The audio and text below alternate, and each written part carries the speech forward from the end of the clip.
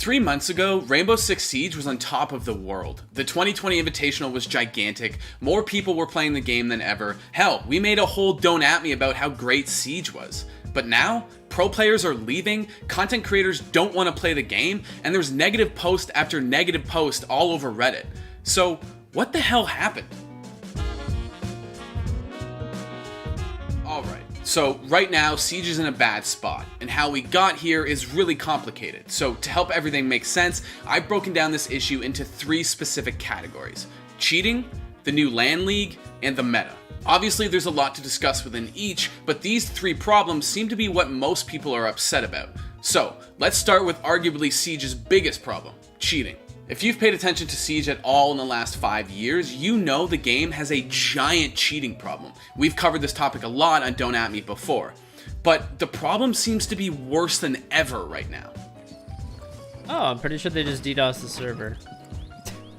You have your typical stuff, the wall hacks, the aimbotters, the stream sniping, all happening on official Ubisoft servers. Now, other FPSs have a cheating problem. I mean, just look at CSGO. But the big difference that separates CSGO from Siege are external servers. With CSGO, you have third-party options to play on, like Faceit or ESEA, which both offer robust anti-cheating systems, something Siege lacks. Faceit, for example, has an intrusive anti-cheat program. On top of that, you have to pay to play on the premium servers while also stating who you are, which deters a lot of cheaters. All of this leads to servers that are generally better, and Siege has none of that. The only way to play ranked Siege is on Ubisoft's official servers, which has a weaker anti-cheat system and results in frozen lobbies, frequent disconnects, and DDoS attacks. The whole thing. While cheating happens at almost every ranked level, it seems to get worse the higher you go. To the point where pro players and talented content creators competing in Diamond and Champion ranks are having trouble playing the game. And it's this rampant cheating that's caused up-and-coming pro player Mo Digga to leave the game entirely. When I first started Siege, I could actually play like 10 to 12 hours a day. I could stream all day, I could play, and now I can't because half the games are cheaters. You know you have a cheating problem when somebody like Macy J, who's the biggest R6 Siege fan out there, contemplating not playing the game anymore because cheating is such a big issue. On top of all the cheating, there's the extraordinary amount of bugs that are plaguing the game. And while Ubisoft does patch them out, each patch seems to create new bugs. Now, it's not like Ubisoft isn't trying. In fact, they're trying like hell to get this cheating problem under control. They've banned thousands of accounts, but BattlEye, the third-party anti-cheat software that Ubisoft uses, doesn't seem extensive enough to really make a dent in this problem. Why do I have to use this account? Well, it would be because Rainbow Six has a anti-cheat that does not work at all whatsoever. While everyone is talking about how cheating is making Siege a nightmare, the next topic I want to cover is this new version of Pro League that Ubisoft is talking about.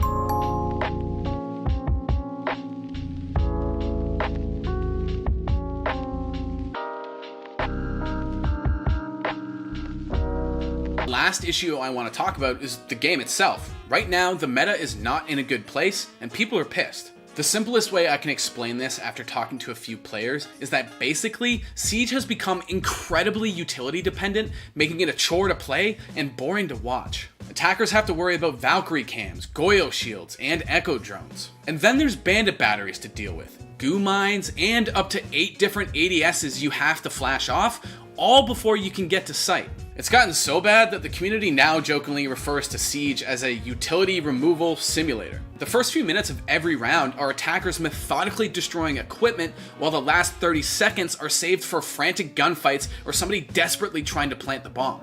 He's not got enough HP to make a crossover from Bolo. That's a lot of damage incurred there from just some Legion traps, and he's going to continue to not check and incur even more damage from 4 total Legion traps now. 5 Legion traps puts Bolo at 50 HP, and the gas canisters are going to chip away. The other thing wildly affecting the meta are the nerfs, buffs, and changes to operators' kits. A recent example is the Year 5 1.2 patch, which swapped out Buck's grenades for Claymores, and, controversially, upped Ying's flash Candelas from 3 to 4, while also giving her smoke grenades. These changes suddenly made her incredibly powerful on offense, and her pick rate went through the roof. But again, Ubisoft listened to the backlash and actually reverted Ying's kit after a week of community complaints. It's a tough balancing dilemma because the operators, their kits, and Siege's sheer flexibility are what make it so challenging and ambitious as an esport. None of this is to say that the Siege developers are thoughtlessly throwing content at us to see what sticks. It's actually quite the opposite. We know that the developers are just as passionate about Siege as are the people who play it. It's one of the rare games where the developers actually interact with the community and often share their thoughts and ideas about recent patches and changes to the game.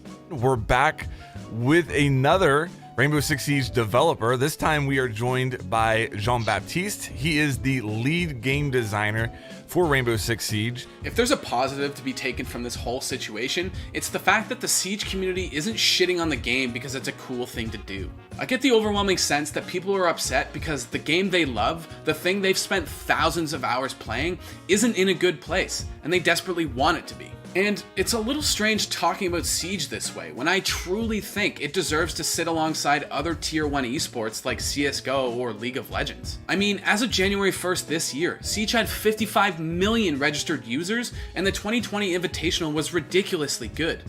Now should be the best time to be a Siege fan, but it's not.